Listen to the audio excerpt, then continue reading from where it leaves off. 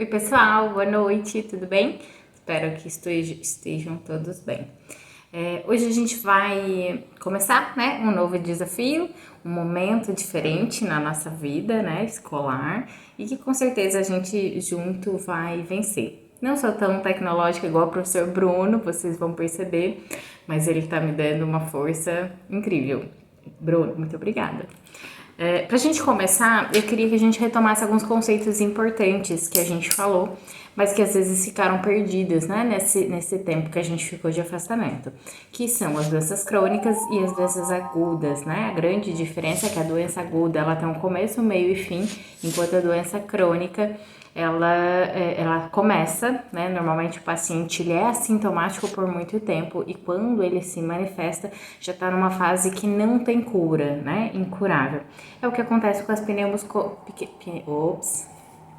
pneumoconioses ocupacionais, que a gente já comentou em alguns momentos, né? A pneumoconiose, ela é uma doença, uma patologia, a gente fala que é uma pneumopatia, né? Então, uma doença do sistema respiratório. Ocupacional, porque ela é adquirida no ambiente de trabalho e devido à exposição a várias poeiras e poeiras de pequeno tamanho, diâmetro, né? Porque as poeiras maiores elas acabam ficando na nossa via aérea respiratória superior, então a gente acaba não tendo esse tipo de exposição. Então, a gente precisa pensar que a pneumoconiose, ela vai ser uma doença crônica. A gente não tem rotina de acompanhar o nosso paciente, né? O Brasil, né, não tem rotina de fazer exames periódicos de qualidade, como a gente já conversou em alguns momentos, e isso faz com que quando eu perceba ou quando o meu paciente já tenha sintomas, ele está numa fase muito evoluída, né, da doença. E aí a gente acaba não tendo muito o que fazer. A pneumoconiose, normalmente ela não tem cura. O paciente vai ficar com essa doença e provavelmente vai morrer por uma insuficiência respiratória, vai ficar dependente de oxigênio no final da sua vida. Já contei para vocês que eu cuidei de um paciente com silicose, né? Quando eu trabalhava com home care e ele tinha uma dependência total de oxigênio. Então ele tinha balas de oxigênio na casa dele em que ele tinha conectores longes. Então ele saía do banheiro para vir para a cozinha, já tinha que conectar a uma bala de oxigênio, porque ele ficava cansado aos mínimos esforços, né? Então, o ato de comer, o ato de caminhar, tomar banho, caminhar dentro de casa, tomar banho, deixava com falta de ar. Então, ele morreu com uma insuficiência respiratória mesmo, né? Que é muito ruim essa dependência, essa necessidade para fazer atividades básicas do dia a dia. E aí a gente precisa entender como é que acontece, né? Por que acontece essa doença? Ela tem, como todas as doenças do nosso organismo, a gente tem mecanismos de defesa, né? Vamos pensar que eu tenho a tuberculose e eu tô lá dando aula ao vivo para vocês. Todo mundo vai pegar tuberculose? Não, depende de fatores relacionados à imunidade. Lembrando que a gente tem uma balança. Quanto maior a minha imunidade, mais fraco fica o patógeno, né? O causador de doença. Quanto menor a minha imunidade, esse patógeno ele tende a ficar mais forte. Então a gente precisa, por isso que em gestão em saúde a gente aprende hábitos saudáveis, por que não deve fumar, usar drogas, dormir direito, alimentação correta, né?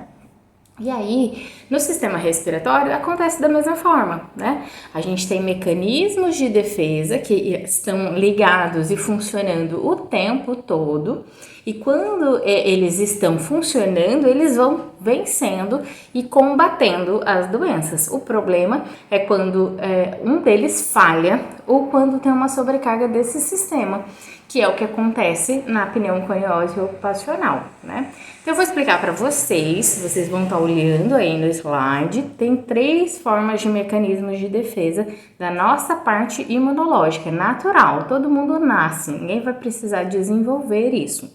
O primeiro é o transporte mucociliar. O que funciona? A gente tem pelos, né, que funcionam como filtro no nosso nariz e eles vão ser a primeira barreira, a primeira forma de defesa do nosso organismo. Eles vão reter partículas. por um acaso uma partícula vai entrar lá para dentro do meu pulmão, chega dentro do meu pulmão, os alvéolos eles têm que ter ar. Quando chega uma partícula respiratória, o meu pulmão fala, opa, isso aqui não é ar, precisa sair. E aí a gente tem o estímulo ou o reflexo de tosse, de espirro e também de produção de catarro, né? Então, por isso, muco ciliar, cílios, que são os pelos, e muco porque ele vai criando um catarro dentro do meu alvéolo. Lá, o meu pulmão, ele é formado de vários alvéolos, como se fossem bexigas pequenas. E aí, esses alvéolos, eles vão fazer um movimento de extensão então, inspiração e expiração. Então, o que é importante a gente pensar? Chegou alguma coisa diferente lá no meu pulmão, o meu mecanismo de defesa ele vai ser acionado. Então, eu vou espirrar, eu vou tossir ou vou começar a ter produção de catarro. É assim que começa uma pneumonia normal, por exemplo, causada por bactéria, né? Quando eu tenho uma exposição muito grande ou o meu sistema de imunidade não está muito forte, muito comprometido, ele está deprimido, isso pode não ser suficiente.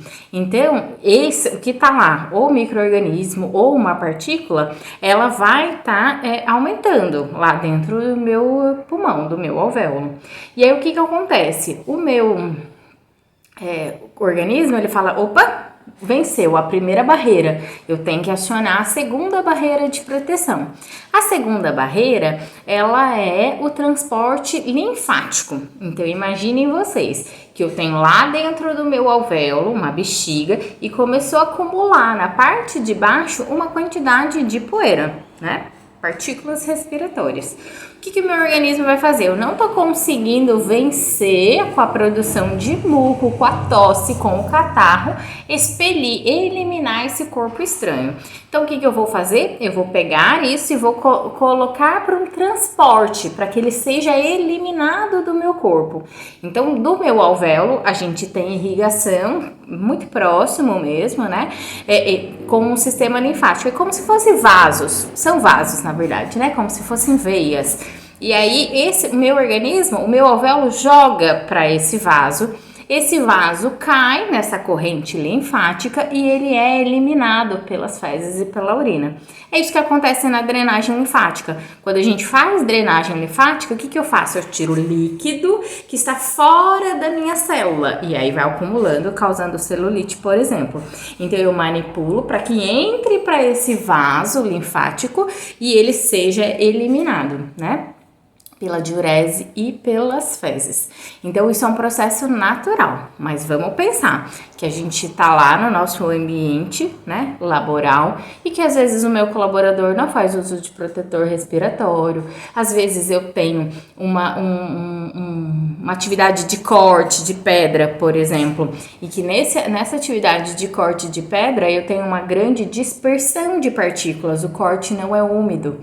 Quando, né, uma forma de proteção, de prevenção ao meu colaborador é garantir que o corte seja úmido, porque o corte sendo úmido, eu tenho a menor dispersão de partículas, né? E aí o meu organismo vai tentar eliminar. Acabando, né? Eu venci 2 etapas, 2 barreiras de defesa do meu organismo. Se eu ainda não consigo eliminar todas essas partículas, eu tenho uma terceira que é acionada, que se chama fagocitose por macrófagos. Se a gente lembrar lá na 7ª série, vocês aprenderam isso. Macrófago é uma célula de defesa em que a sua forma de controlar e eliminar o corpo estranho é englobando esse corpo estranho e aí ela fagocita, então ela é como se ela estivesse comendo esse corpo estranho e à medida que ela come esse corpo estranho, ela precisa ter uma digestão. Nessa digestão, ela faz a sua lisa. O que acontece? Ela se rompe. Então, é como se ela fosse uma serial killer e ela se mata para poder matar esse corpo estranho. Funciona? Funciona quando eu tenho seres vivos, quando eu tenho bactéria, quando eu tenho vírus, quando eu tenho esporos, quando eu tenho partícula respiratória não é vivo, né? Então, o que acontece? Ele volta a cair na corrente sanguínea, essa partícula. Como ele tem grande atração pelo sistema respiratório, ele vai voltar para o sistema respiratório. Então, é importante a gente ficar atento em relação a isso, que ele tem uma exposição 8 horas por dia, 5 dias na semana, né? E aí, 20, 30, 40 anos da sua vida ocupacional, o que é um grande problema. Então, todo dia o organismo dele aciona os mecanismos de defesa, só que a hora que ele volta de novo uma exposição. Vai chegar uma hora que esse sistema de defesa vai ser incompetente. Vai chegar na fase final, que é do macrófago, e não vai adiantar. Esse micro-organismo, essa partícula, ela vai cair na corrente sanguínea e volta para o pulmão. E aí ela vai gerando umas cicatrizes, né? Ela gera todo um processo que forma uma cicatriz, que a gente vai falar num outro momento qual é essa diferença. Tudo bem? Parece confuso, mas é bem tranquilo. É só prestar atenção, volta o vídeo de novo e dá o like no canal aí do professor Bruno, porque eu tô utilizando sem pagar taxa de utilização. E é isso, pessoal.